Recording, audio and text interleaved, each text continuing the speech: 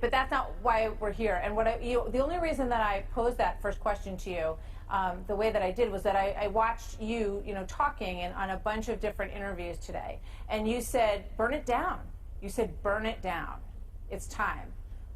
So that makes me think that you want to burn it down. I said, if this country doesn't give us what we want, then we will burn down this system and replace it. All right, and I could be speaking figuratively. Okay. I could be speaking literally. It's a matter of interpretation.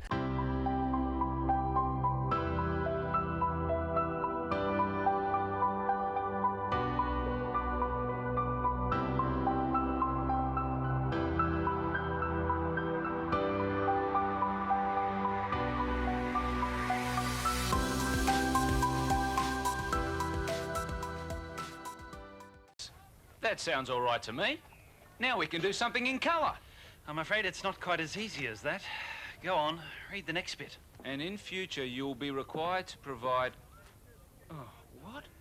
Your own voices? Oh, no, the man's mad. That'll never work. Our own voices. Where's the fun in that?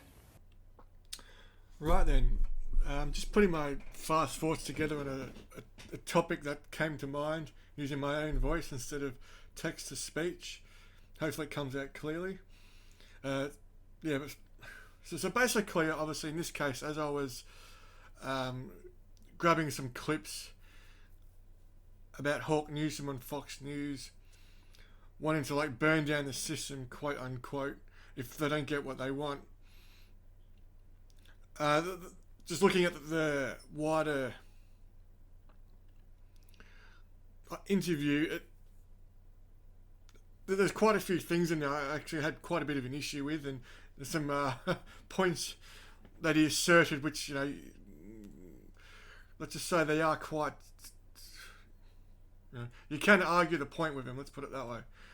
So I'll just listen through this and just name a few off, just off the cuff, without going into too much depth and detail. After all, this is fast thoughts. The head of Black Lives Matter for Greater New York. Good to have you with us tonight, sir. Thank you for being here. Thank you for having me. So, obviously, people watch what you say in that video, that you want to now shove legislation down people's throats now that you have everyone's attention. And you also have said that violence is sometimes necessary in these situations. What exactly is it that you hope to achieve through violence? Wow, it's interesting that you would pose that question like that, because this country is built upon violence. What was the American Revolution? Mm-hmm. What's our diplomacy across the globe? We go in and we blow up countries and we replace their leaders with leaders who we like. So for any American to accuse us of being violent, it's extremely hypocritical. Now, when we talk about violence, we talk about using self-defense. Why are you screaming and not allowing me to talk, ma'am? You asked me a question, allow me to answer. I'm in the process of answering, and I won't be that. Okay, so first point, obviously the idea of shoving legislation down people's throats. Okay, that is slightly loaded, but there is the matter of the left especially, they like to take the raw emotionality of sort of an emotionally disturbing event. Like at the moment, it's a case of George Floyd dying, or sometimes it's the notion of a highly emotionally charged event. And then obviously this is just politics. People do like to use it as a front to which to ram through legislation. And then obviously sometimes when you have when you look into the fine print, that they're using it as cover to put things through that they normally wouldn't get through. I think one great example is the Patriot Act after 9/11. And in this case, they're using violence. There's an implicit violence. We don't get what you want, we'll just tear stuff up. There is that case there. You only have to look at how so-called Ches or CHOP protesters or whatever are starting to turn up to Mayor's house. Obviously, and then you've got that Sawant communist councillor letting people into the council building in Seattle, and so forth. And as for the American Revolution, that wasn't a simple thing. That was a matter of people feeling their rights weren't being respected, and it was something of a revolt against what, in terms of the British military at the times, was what you would consider a military industrial complex, and it also goes into greater taxation policy. For example, a lot of the it wasn't necessarily from the lower class, it's from the middle and what in American terms constitutes the upper class, basically not considering their rights being respected, and then obviously if they felt they're being taxed, then they should have that representation as their equivalent peers in the United Kingdom would do so. And there's some irony, obviously, that a lot of the people who do have issue with, say, the violence in Black Lives Matter or any other violence social group also have an issue with what is the modern military-industrial complex that's basically just blowing up countries for the sake of it at this point. And so just take Afghanistan. It's not even whether you think you're going to win or lose in that fight. It's like it's almost just keep it going for the sake of it because you keep the military equipment churning through. And it actually ties into a larger point, because what probably united everyone over George Floyd, everyone's united on that initially.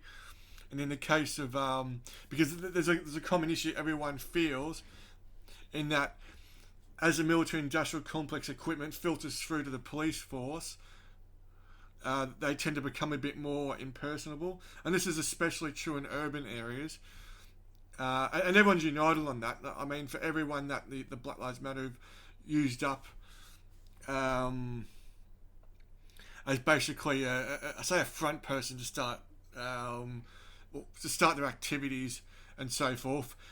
The white community in a different area, say in rural areas or in suburban areas, they often can consider basically an equivalent police action. So obviously a well-known example now is with George Floyd. It's very, very similar to Tony Timper, and that's why everyone's united on it. And then what you have is the media saying, oh, there's a white man kneeling on a black man. You see the one camera angle where it looks like you can only see one white police officer on him, but because the car's blocking the other two police officers, there's actually 3 police officers kneeling on him, putting in a measure, but you don't actually see all that.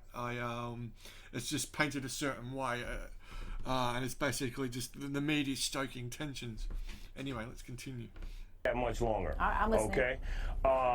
You asked what we hope to achieve. We're talking about self-defense. We're talking about 4 or 5 police officers choking someone to death and someone from the community having the training to intervene effectively. We're talking about saving lives. Nobody's talking about ambushing police officers. We're talking about protecting lives. And there's nothing more American than that. And when we talk about uplifting and upholding the Second Amendment, I think that you should be applauding me.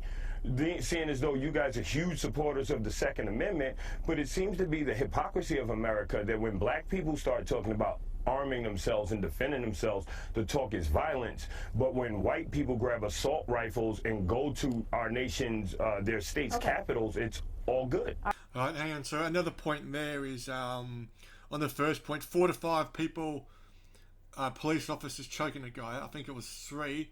And someone intervening, is this like the social worker? It's like, well, as we can see with the George Floyd thing, they had called the ambulance. There is someone on their way, and they're not necessarily choking him out. Now, it's probably not helping, but the real issue appears to be he's overdosing on drugs such as fentanyl, and it's perhaps interacting poorly with a heart condition or some kind of latent COVID-19 infection, or a previous infection, and maybe it's weakened the lungs and so forth. I mean, a social worker's not going to help that. The only people who can probably help in that situation is the ambulance, which was on its way. So even if they got off the neck and turned him on his side and everything, he still likely would have choked out. Now, it might have been a bit longer than that, and it doesn't take away from the perceived callousness, which everyone recognises. But when you're actually misstating, oh, they just directly choked him out, it's not so simple as that. As the details tend to emerge more and more, and then you're now using it as an example to where you can get armed. Now you're using the idea that the Second Amendment is basically it's a protective measure It's whether you directly protect yourself and your property, like the Ken and Karen McCloskey type situation. Whereas obviously it depends now. If you're using it to arm groups advocating for social change, that becomes quite... That's another issue altogether. That's the whole point. It's meant to be a defensive measure. The mechanism for social change is through your elected representation. It's not through arms. And obviously no one does have an issue when there's black people. Say, for example, as you can see, that there's some militias who've been formed to protect property, but the store owners, the shops, very, very early on. Now, often in some of these militias, there was a mixture of white and black people, and they're being quite pragmatic. They just want to prevent property destructions. No one's got an issue with that. And there's a good argument in Chicago, ironically, if you didn't have as much gun control, if regular citizens could be armed in that, then perhaps the gun crime may be lower. Because at the moment, it's loads of criminal gangs using illegal guns, no one's got an issue with that. No, but when you want to form something of a de facto paramilitary group with the prospect of using arms or the Second Amendment as a supposed defensive issue and using arms to foment your societal goal, that's another question. So this chop zone, that's a perfect example, right? So you've got people on the edges, they're taking over a city block, they're violating the rights of citizens who actually already live in that area, and they're manning the barricade with rifles. And then you see on the very, very last night, there's a few shootings here and there. And then you've got like roving gangs of people who aren't accountable in the same way police officers are accountable. And then they've put in supposedly about 300 rounds into a stolen car, which on the very last night. So it's like, well, that's the issue people have. It's not the idea of Second Amendment, and it's the idea of like that these guns were just seemingly randomly handed out to people who are, quote, over 18, although Seattle law is apparently related to over 21, and that some of these people barely know how to use it with proper etiquette, which can open a door for misuse. So the Second Amendment protective, all right. The business owners who turned up to the Michigan Capitol that he's referring to, you did not see any property destruction there, and they're all quite pragmatic in its use. And in that case, they wanted to put people at the front of a barber store just to protect against the police. That's part of the idea. It's against the police state and unconstitutional diktats. All right, that's a big world of difference between that and say a chop zone. Where you become de facto vigilante gangs. All right. First of all, I've never talked about my stance on the Second Amendment. That's my. I'm not criticizing you or praising you. You don't support the Second Amendment? You don't support the Second Amendment? That's not my role here to talk about my opinion. I'm asking you a question. Do you support the Second Amendment? The Second Amendment is part of our Constitution. Do you support the Second Amendment, yes or no? A lot of your viewers would like to know if you support the Second Amendment. Well, that's fine. But that's not why we're here. And the only reason that I posed that first question to you, the way that I did, was that I watched you, talking on a bunch of different interviews today, and you said, burn it down. You said, burn it down. It's time. So that makes me think that you want to burn it down. I said if this country doesn't give us what we want, then we will burn down this system and replace it. All right, and I could be speaking figuratively. Okay. I could be speaking literally. It's a matter of interpretation. Like, let's be very real. And let's observe the history of the 1960s. When black people were rioting, we had the highest growth in wealth, in property ownership. Think about the last few weeks. Since we started protesting, there have been 8 cops fired across the country. You remember they were telling us that there was due process. That's why the cop that choked Eric Gardner to death kept his job and received raises for 5 years. Anytime a cop hurt a woman, hurt a child, hurt pregnant people, hurt our elders, there was always a call for due process. You must wait. You must wait. But the moment people start destroying property, now cops can be fired automatically. What is this country rewarding? What behavior is it listening to? Obviously not marching, but when people get aggressive and they escalate their protests, the You feel country like that's when listens, you're getting cops results. get fired. Now you have police officers, you have Republican politicians talking about police reform.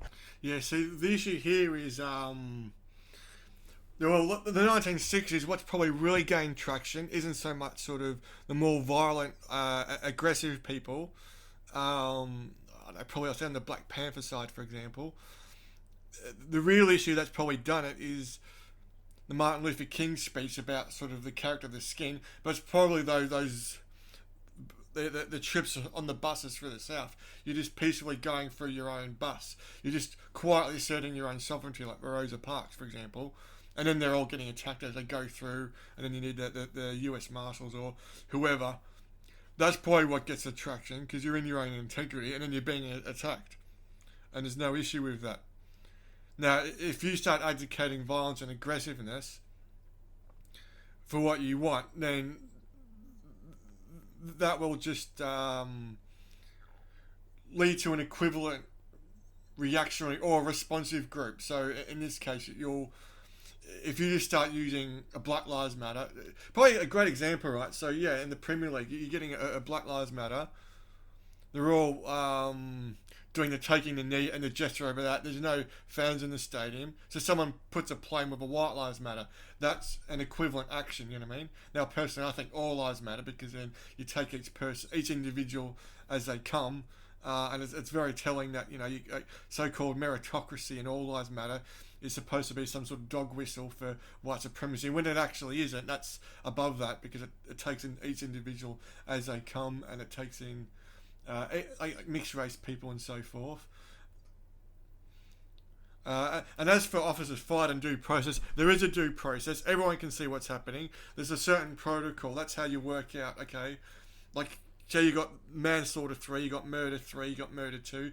You've got different ranks depending on the situation and all the aspects of it and the threshold. Now, if you just have someone involved in an incident, you get to that point. It's due process, so that people, in this case police officers, will be active in dealing with the issue. Now, if you have an incident, they're involved in an incident, let's just get hysterical and get people fired, which is a big clue. So this isn't about justice. And of course, due process is a big part of that. Yeah, everyone knows the day in court, and there's an assumption of innocence. But you're just here, someone's involved in that, you want to get people fired. And this is one of the big ways you can tell there's Marxism in it. It's not about uplifting people or giving them opportunity. It's about tearing people down in that. So this is the whole point. Someone gets involved in something, you want to tear them down. We've just seen it with the dispute in the car park, someone's bumped into someone, a white woman who looks pregnant, and like a 15-year-old daughter, you owe an apology, you have to bend the knee and all this. And do something, please, especially most tellingly. They're just trying to find an excuse just to goad people into a certain reaction so that they can tear them down and get the husband fired. I mean, you might think, you're getting one over in the short term, but this type of thing, it always builds up a counter movement of sorts. And then it's going to end up worse. It's not going to end up well in the long term. Not only that, if you have a genuine issue, after a while, when you get things like Officer Rolfe, with Rayshard Brooks, which everyone can see he's going through the protocol. Rayshard Brooks has initiated basically the attack in that case.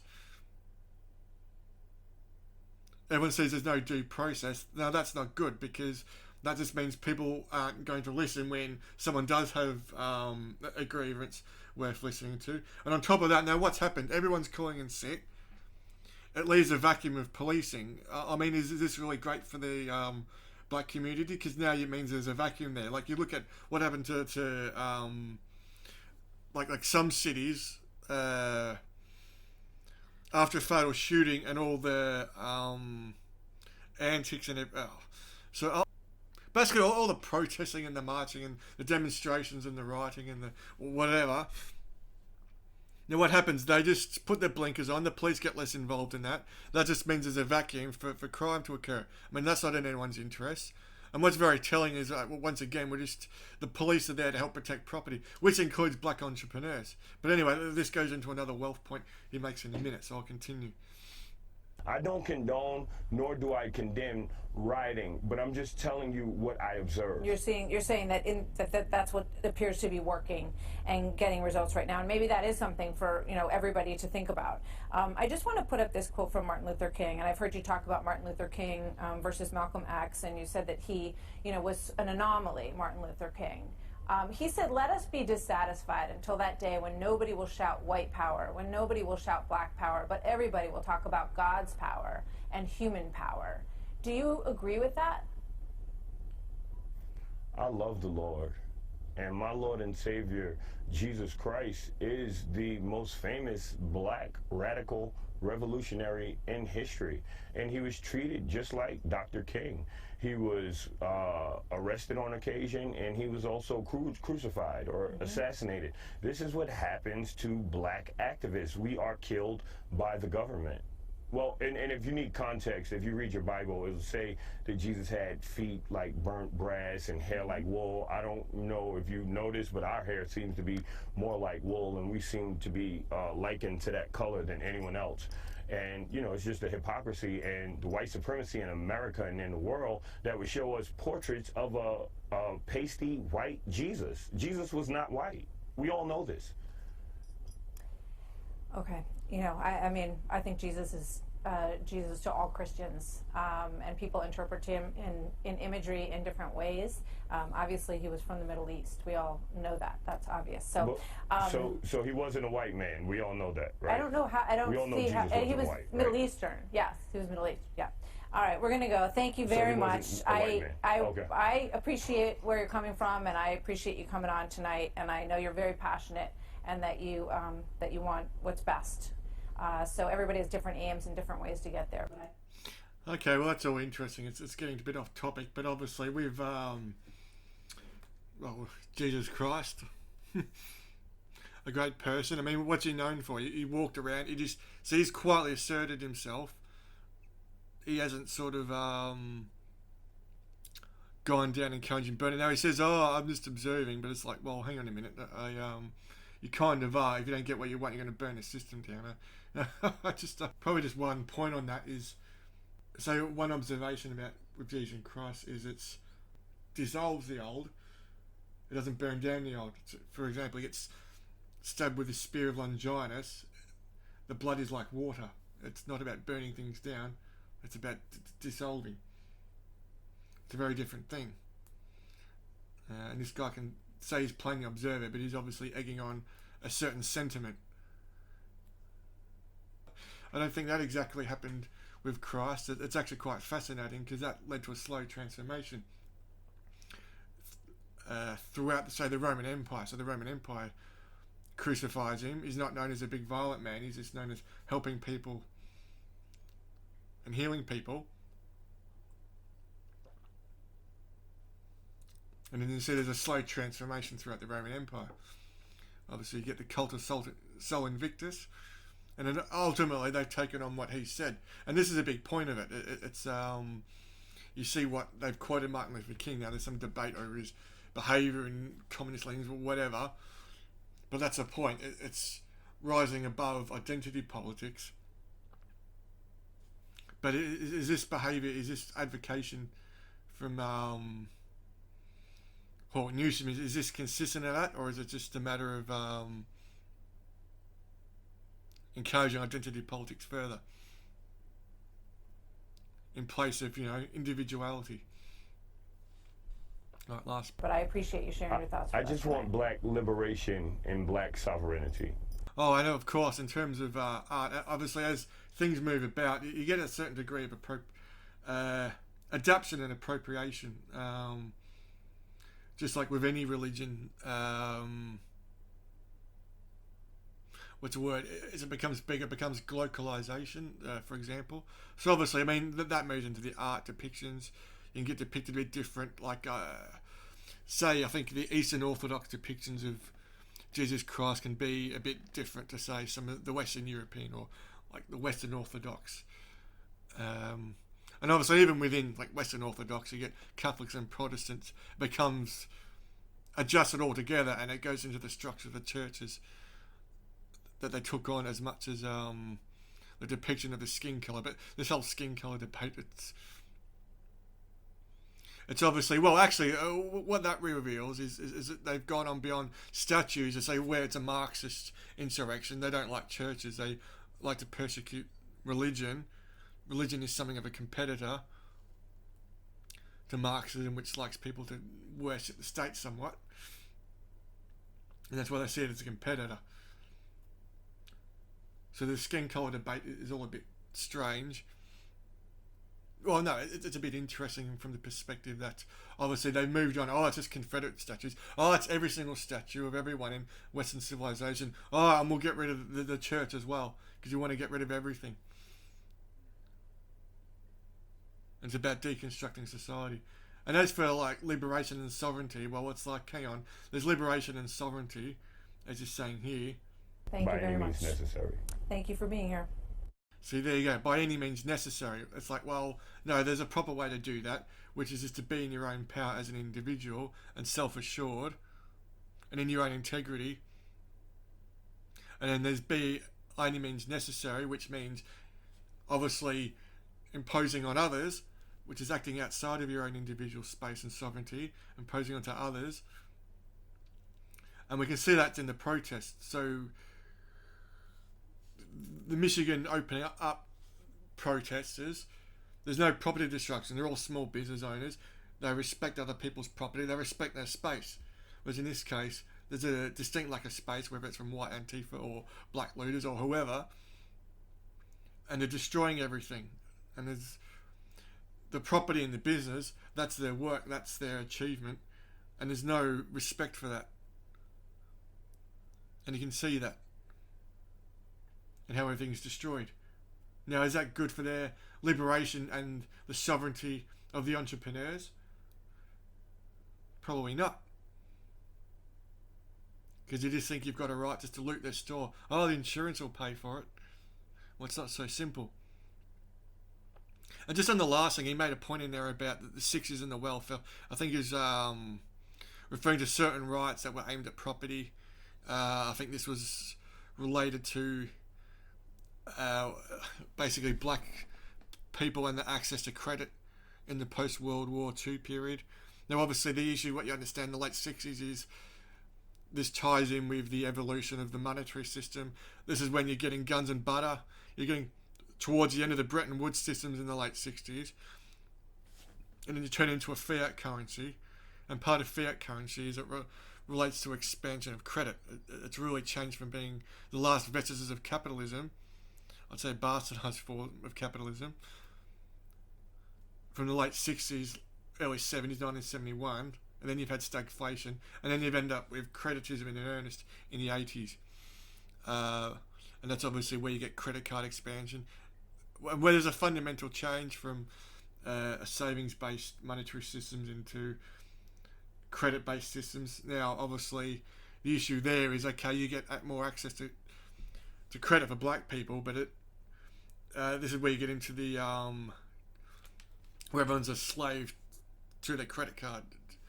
And the other issue is, okay, you do make credit available to like lower socio-economic income people, then you end up with the subprime crisis.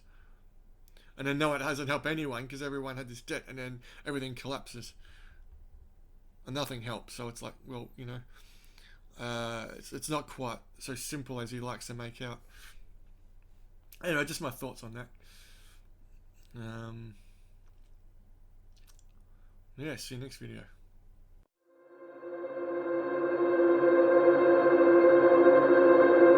Subscribe. Comment in the section below. Hit the bell for more notifications. More content on BitChute. I am on Gab and Twitter. Like and share.